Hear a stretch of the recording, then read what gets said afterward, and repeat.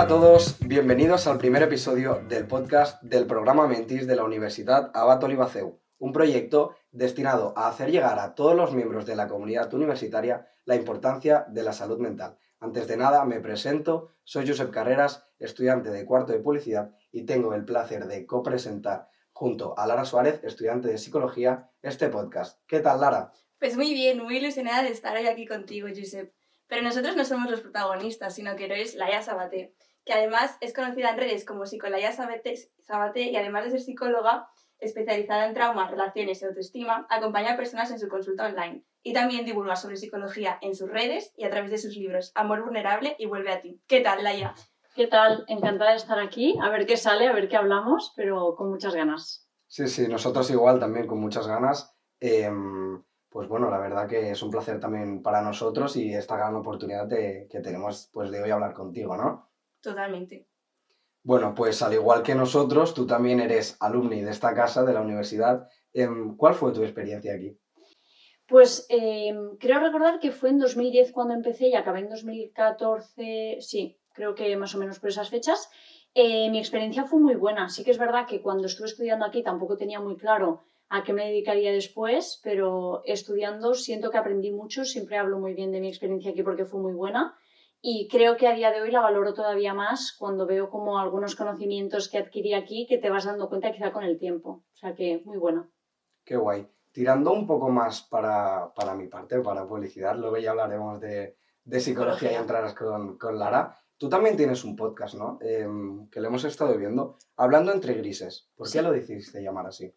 Lo decidí hablar así porque cuando yo empecé a ver en 2020, que es cuando me abrí mi cuenta de psicología, empecé a ver un poco lo que se divulgaba, me daba la sensación de que en general los mensajes eran como muy eh, sí o no, blanco y negro, no eran como mensajes muy determinantes y no me sentía tan identificada con ese tipo de manera de comunicar o de expresar o de divulgar sobre psicología.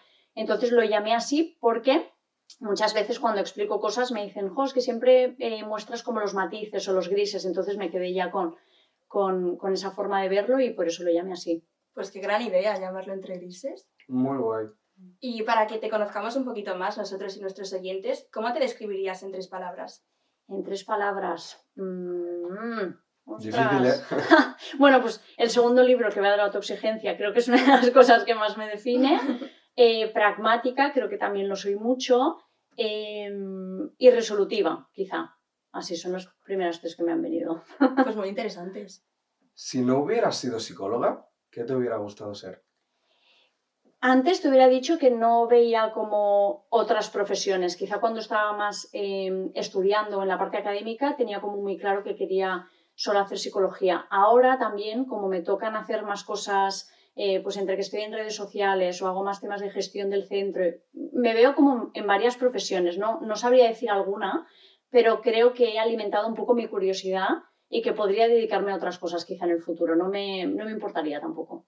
Bueno, pues nosotros que hemos leído tu libro, creemos que la profesión de escritora te queda como anillo al dedo. Bueno. Entonces, hablando un poco sobre este último, Vuelve a ti, ¿qué fue lo que te animó a escribirlo? Me animó el que después de haber hablado mucho de relaciones me daba cuenta que a veces los pacientes se quedaban mucho en la parte relacional o más externa de lo que les pasaba y quizá no conectaban tanto con las cosas que tenían que trabajar más a nivel profundo de ellos mismos. Yo trabajo sobre todo con muchas mujeres porque deben entrar más en consulta o por lo que sea, entran muchas mujeres y en casi todas veía como este perfil de autoexigencia de bajo y también en mí misma. Entonces era un tema que me atraía personalmente y también me atraía porque veía que podía ayudar a muchas de las personas que acompañaba. Entrando en la psicología, ¿crees que tiene beneficios la lectura más allá de...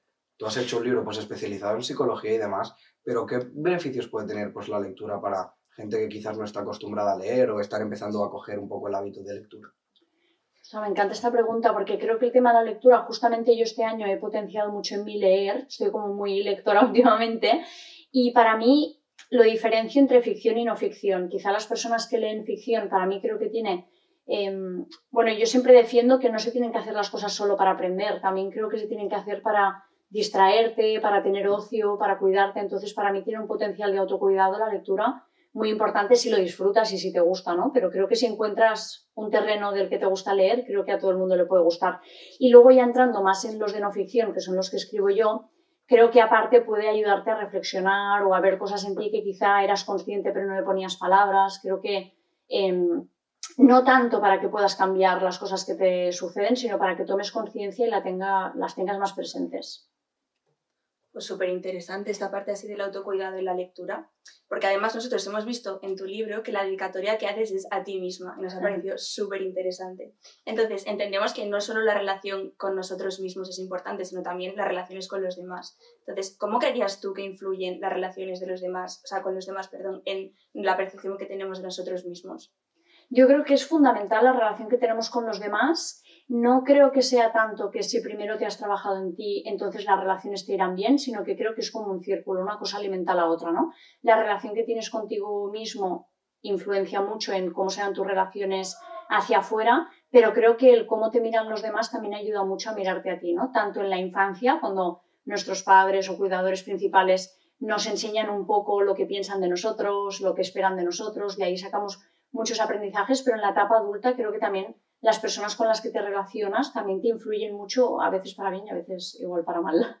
Y hablando de las relaciones, aquí también entra una cosa muy importante de la que tú hablas, que son los tipos de apego, ¿no? Hablemos de ello, ¿no? Porque sí que es verdad que pues cuando te relacionas con una persona, hay momentos en que es una buena relación y otras en la que quizás no es tan buena relación y te genera un apego que no es bueno, ¿no? Claro, el tema del apego, al final, para mí es como algo que no nos tiene que limitar entender cómo funcionamos, cómo nos han criado, cómo nos han enseñado a querer o cómo nos han querido, sino que nos tiene que servir para darnos información de qué cosas es más fácil que toleremos, qué cosas es mejor que nos ahorremos o que mantengamos un poco más lejos. Entonces creo que cuando uno hace un trabajo interno profundo, ahora que está como muy de moda el tema del apego, creo que más que ponerte una etiqueta te tiene que servir para entender qué te pasa, por qué te pasa también, ¿no? De dónde vienen todas esas dinámicas y de cara a tener relaciones también, tener en cuenta todas esas cosas que se activan en ti para ver quién puede activarlas con más facilidad, en el mal sentido muchas veces, y quién no, ¿no? También yo creo mucho en buscar a personas que sean compatibles con nuestras heridas, o sea, que no estén todo el rato haciéndonos conectar con lo que nos duele, ¿no? Es verdad que tengo una visión como muy pragmática en ese sentido, pero sí que creo que es importante tenerlo en cuenta, pero lo que decía, no tanto para etiquetarnos, sino para conocernos mejor y saber qué tipo de funcionamientos conectan mejor o peor con nosotros. Por lo tanto, ¿crees que influyen también en una propia autoexigencia? Sí, yo creo que la manera en la que nos han mirado, sobre todo en edades tempranas, pero también en adolescencia y ahora en edad adulta, todo lo que hemos ido desarrollando internamente, cómo nos hemos aprendido a mirar, influye mucho en que luego, por ejemplo, podamos tener conductas más obsesivas o más autoexigentes o más negligentes con los demás a veces también, ¿no? Todo lo que hemos recibido luego tiene un impacto que no tiene por qué ser muy literal, ¿no? Pero sí que influye mucho en la relación con nosotros mismos también. Y hablando un poco de esto de la autoexigencia, ¿cómo definirías tú qué es ser una persona autoexigente? Claro, la autoexigencia yo creo que la gente lo conecta muchas veces con el ámbito académico o laboral, ¿no? Como con exigirte mucho, con trabajar muchas horas o con hacer muchas cosas, pero cuando yo empecé a trabajar con adultos me di cuenta que la autoexigencia también está muy arraigada en las relaciones y en tu día a día, en todo, desde quizá no descansar, desde quizá no plantearte el tener un autocuidado en tu día a día, desde no pasarte ni una, ¿no? Que te equivoques y estás ahí como todo el rato hablándote mal, el diálogo interno, que a los demás tampoco les pases ni una. Muchas veces esta autoexigencia también se refleja en las personas de tu alrededor, ¿no? Que estés como muy crítica con los otros. Entonces, siento que es difícil definir como la autoexigencia en unas palabras, sino lo veo como un patrón que envuelve un poco todo tu día a día y creo que por eso a veces no somos conscientes de que lo estamos siendo, porque lo envuelve un poco todo. Claro, por lo tanto, entonces aquí podemos llegar a entrever que hay una autocrítica positiva que te hace mejorar, pero quizás también hay una autocrítica negativa o muchas veces excesiva. ¿Cómo nos afecta esta autocrítica excesiva o quizás qué maneras hay de reducirla, ¿no? Porque también puede ser negativa. Sí, justo, es que yo creo que siempre lo hemos visto como algo positivo, darnos tanta caña, ¿no? Hemos aprendido como que vamos a mejorar poniéndonos presión, trabajando bajo presión, haciendo las cosas como desde la mano dura un poco con nosotros mismos. Entonces, está bien también porque nos ayuda a reconocer errores, a activarnos a hacer cosas que nos interesan, objetivos que tenemos y demás. Yo creo que eso es muy importante, pero la parte más negativa es el cansancio, la falta de autocuidado, la falta de vernos bien, de hablarnos bien, de respetarnos. Y para mí, una de las cosas que cuando estudié la carrera había escuchado hablar de toda esta parte, pero no la veía como tan importante y ahora es una de las cosas que trabajo más en consulta es el tema de la compasión, ¿no? Creo que ser compasivos con nosotros mismos y con los demás hace que bajemos ya un poco esa autoexigencia, ¿no? No tanto reducir objetivos, sino ver las cosas con un poco más de equilibrio y más de cariño, más de tranquilidad, no intentar siempre llegar, ¿no? A lo mejor y ser más conscientes del desgaste que nos genera la autoexigencia. Pues también en tu libro hemos visto una frase que nos ha impactado bastante, que dice, confiar en mí misma no va de certezas o perfecciones, sino todo lo contrario. Va de aceptar que soy imperfecta y que me tengo a mí misma en cualquier bache, en cualquier desafío. ¿Cómo crees que podemos aprender a confiar en nosotros mismos? El tema, esta frase, además, mira, justo de esta sí que me acuerdo de haberla escrito. Pero el tema de la confianza, nosotros cuando entra gente a la consulta nos mandan formularios, ¿no? Y casi siempre nos dicen, quiero confiar más en mí mismo, me quiero querer más. Y a veces creo que hemos entendido que para confiar en nosotros mismos tenemos que confiar en que las cosas nos saldrán bien, ¿no? Y yo creo que más que confiar en que las cosas nos saldrán bien, tipo, ay, estoy muy nerviosa para el examen, la gente te dice, confía en que aprobarás. Y no es tanto en confía que aprobarás o confía que te irá bien, sino confía en que pase lo que pase, tú te vas a sostener en lo que vas a sentir, ¿no? Como no te vas a tratar mal, no te vas a castigar por eso, no te vas a dar caña, vas a mirarte con compasión, vas a entender el contexto de por qué te ha pasado lo que te ha pasado, como vas a ver un poquito más allá. Para mí eso es trabajar la confianza en uno mismo, porque si no, volvemos a trabajar la confianza en lo externo y lo externo no depende de nosotros siempre. Entonces, creo que un buen enfoque es aceptar justamente eso, que para confiar en mí tengo que entender que no lo controlo todo. Entonces aquí quizás también entra un poco, volviendo a lo que te hemos preguntado antes, una gran confianza en ti, una buena relación contigo mismo, sí que afecta de manera muy positiva a la relación que tienes con los demás, ¿no? Y al final, pues tu libro también lo explica mucho y solo leyendo el título ya se puede entender, ¿no? Vuelve Sí. a ti la importancia de la relación contigo mismo para formar una buena relación con los demás. ¿Cómo lo ves tú esto? Yo lo veo vital, ¿no? Tener una relación ya no solo para las relaciones, sino para el resto, tener una buena relación contigo mismo, creo que es muy importante, sobre todo a la hora de lo que vas a elegir, ¿no? Yo creo que no puedes controlar, por mucho que te quieras y estés bien contigo mismo, no puedes controlar lo que los demás van a hacer o lo que va a pasar a tu alrededor, pero sí puedes tomar decisiones, ¿no? Como el sentido de la agencia, que para mí es muy importante, que es, bueno, yo tengo algo que decidir y hacer en mi vida y cuando tú has cultivado y has trabajado la relación contigo mismo, te vas a encontrar en muchas situaciones que no te van a gustar, pero siento que vas a tener más capacidad de poner límites, de elegir, de decidir, de apartar según qué cosas, de elegir otras, ¿no? De cuidarte. Entonces creo que influye mucho en las relaciones, por supuesto. Y así lo transmites en tus redes sociales, ¿no? Sí, bueno, es que para mí todo empieza y acaba en las relaciones. Es un poco como mi lema, ¿no? Todo lo que nos pasa lo hemos aprendido en las relaciones y luego lo volcamos también en las relaciones de nuevo. ¿Y qué maneras hay, pues, por ejemplo, para trabajar día a día la salud mental para gente pues, que no sabe lo que es o que no suele trabajar en ello? Unas maneras rápidas, unos hábitos, ¿cuáles crees que serían?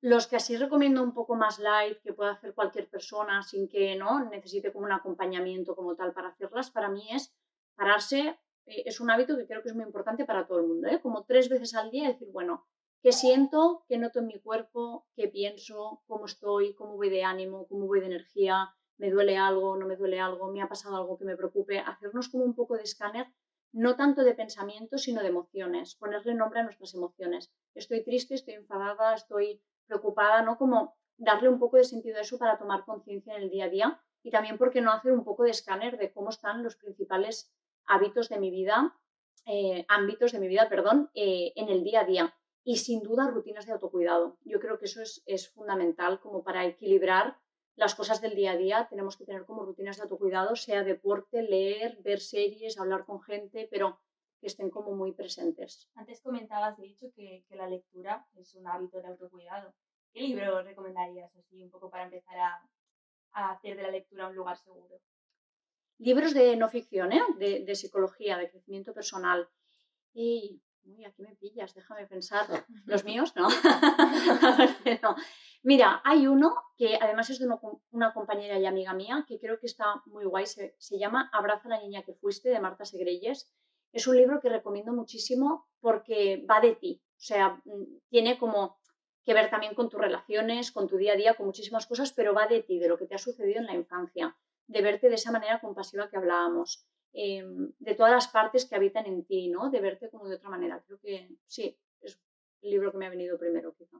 Creo que aquí, pues, te doy totalmente la razón porque sí que es verdad que muchas veces en nuestro día a día vamos corriendo a todos lados, incluso la gente nos pregunta cómo estás y de manera que tenemos automatizada respondemos que estamos bien y a veces nos falta quizás este parar y pensar, ¿no? Y pensar, ¿cómo estoy? Porque muchas veces esto también nos falta, ¿no? Totalmente. Sí, pensar cómo me siento sobre todo, ¿no? O sea, qué emociones, porque a veces cuando los pacientes dices, ¿cómo estás? Bien, bueno, pues pon nombre a esa emoción, ¿no? Y a veces igual es aburrida o triste o preocupada, es decir, creo que nos falta conectar mucho con lo que sentimos, porque también a veces estamos muy en la mente, en lo que estamos pensando, en el hacer, en lo que luego vamos, en las cosas que nos tocan hacer hoy, en lo que tenemos pendiente, y nos falta ver como el cómo me siento, que parece muy sencillo, pero cuando te lo preguntas a veces tardas un rato en Claro. ver cómo te sientes. Es justo lo que te iba a decir. ¿Qué maneras crees que hay para aprender a escucharnos? Para mí, la que he aprendido, que creo que es la que da menos error, si tú escuchas tus pensamientos, muchas veces ya te quedas ahí en ciertos bucles. Para mí, para escuchar lo que sientes, tienes que escuchar el cuerpo. Por ejemplo, una buena pregunta por la mañana, yo a veces, bueno, ¿cómo he dormido? ¿Cómo estoy de energía? ¿Estoy más irascible? ¿No? Me hago como preguntas. No tanto el cómo estoy en general, sino preguntas. ¿Estoy más irascible? ¿Estoy más activa? ¿Tengo más ganas de hablar? ¿Estoy más hacia adentro? Y cuando te vas haciendo ciertas preguntas es cuando puedes decir, ostras, pues hoy me está pasando esto, me está pasando lo otro, pero a veces te tienes que rebuscar un poco porque si te haces la gran pregunta de qué siento a veces, dices, no lo sé, no tengo También ni da un idea. poco de miedo, ¿no? Como, ¿qué siento? Sí, son preguntas que creo que son como muy abstractas. Está Mm. bien como aterrizarlas un poco más en cosas concretas. Hoy estoy más sociable, hoy estoy más activa para trabajar, hoy necesito más tiempo para mí. Hacerte como preguntas concretas que sientas que tienen sentido para ti y que te ayuden a conectar. No hace falta que sea como el gran titular, por así decirlo. Pues qué bien, está genial estas cosas porque además de ser psicóloga también esto lo comunicas, ¿no? En tus redes sociales, eres también una gran comunicadora. ¿Todos tus seguidores saben de psicología o tienes mucha gente que quizás te escribe y te dice, oye, me gustaría aprender más sobre esto? O quizás te preguntan, no entiendo mucho de esto, pero ¿cómo me podría ayudar esto en mi día a día, ¿no? Que también muchas veces esto también nos pasa, ¿no? Sí, sí, yo creo que lo que ven en redes es un poco, te ayuda a conectar con cosas que te pasan y luego creo que hay que hacer un trabajo más profundo a nivel de consulta y demás, pero muchas veces, ¿no? Cuando abres una cajita de preguntas o preguntas un poco, la gente en general tenemos muchas dudas de cómo gestionar todo el espacio de salud mental, crecimiento personal, relación con nosotros, con los demás, porque no es fácil tampoco y porque siento que es algo relativamente nuevo, ¿no? Como que tengamos tanto acceso a tanta información, no es algo con lo que hemos crecido desde que nacimos, ¿no? Y las generaciones anteriores creo que todavía lo tuvieron más difícil. Entonces, sí que genera muchas dudas y de hecho creo que por eso ahora al haber tanta información la gente también se lanza más a hacer terapia y te pregunta, ¿no? Y tienen más interés. Pues muy bien, Laia. Ahora pasaremos a una sección de preguntas y respuestas cortas, así que vamos a ello. Empezamos. ¿Café o matcha? Matcha, siempre. ¿Tortilla con cebolla o sin? Con cebolla. ¿Una película que recomiendas? Mi amigo Mr. Morgan. ¿Playa o montaña? Playa. Una canción. Uy. Holosen de Bon Iver. ¿Duermes con o sin calcetines? Sin. ¿Verano o invierno? Verano. ¿Color favorito? El menta. ¿Ducha por la mañana o por la noche? Por la mañana. ¿Sol o lluvia? Sol. Esta pregunta es un poco trampa porque nosotros te estamos siguiendo y sabemos que siempre dices que cuando vienes a Barcelona llueve y hoy casualmente no llueve. Hoy hemos tenido mucha Así suerte. que estamos de celebración Sí. también. Qué bien, qué bien. Bueno, Laia, ya estamos llegando al final de la entrevista y también nos gustaría preguntarte ¿qué consejo nos darías a los estudiantes de psicología? Bueno, creo, mira, justo el otro día he hablado con una compañera que ahora viendo tanta información en redes o fuera un poco de clase, ¿no? Por así decirlo. Hay como mucha información y creo que también te ayuda mucho a acercarte a lo que las personas están pidiendo más. Entonces, creo que si ahora volviera un poco a ese momento, creo que utilizaría un poco la información que hay fuera de clase también para ver un poco de una manera más práctica lo que estás viendo mientras estás estudiando. O sea, que creo que eso, también hay muchos libros, pero bueno, creo que hay como información de fácil acceso gratuito y creo que eso ayuda mucho a aterrizar un poco lo que estás estudiando. ¿Y qué consejo te hubiera gustado que te hubieran dado a ti cuando estabas estudiando o incluso cuando estabas empezando en tu carrera profesional? Que tuviera paciencia, porque yo recuerdo que tenía ya como mucha inquietud de qué va a pasar, voy a trabajar, jolín, ¿no? Que llevas X años estudiando y te cuesta entrar, entonces como que tuviera paciencia, porque a veces parece que la vida se acaba mañana, ¿no? Y como, bueno, todavía tienes tiempo, tranquila, ves haciendo, ves estudiando y ya irás encontrando. Totalmente. Pues muy bien, Laia, la verdad es que ha sido un placer estar aquí contigo, me lo he pasado súper bien y también he aprendido muchísimo, que yo no estoy en esto de la psicología, pero poco a poco Lara y yo también pues nos vamos ayudando y ella aprende de mí y yo aprendo de ella. Y queremos agradecer también que hayas venido, porque nos lo hemos pasado súper bien. También agradecemos a la universidad, al Servicio de Audiovisuales por darnos esta oportunidad y a Xavi López y a Isidora eh, Alveda. Y pues la verdad es que estamos muy contentos, ¿verdad, Lara? Sí, sí, yo me lo he pasado súper, súper bien. Ha sido mi primera experiencia en un podcast. Ha sido improvisado y ha sido súper guay. También queremos dar las gracias a la universidad y a ti, evidentemente, y también aprovechar este espacio para decir que todo el mundo seguid a Laia, que se llama en redes Psicolaia Sabaté. Eso es. Pues muchas gracias a vosotros, chicos. Ha estado genial y además la charla cuando, ¿no? Como que son preguntas livianas, a mí me encanta porque es otra manera de acercar la salud mental, pero más, no sé, más cercana. Muy guay. Pues hasta aquí la entrevista de hoy. Acordaros también de seguirnos a nosotros en las redes sociales y nos vemos en la próxima. Adiós.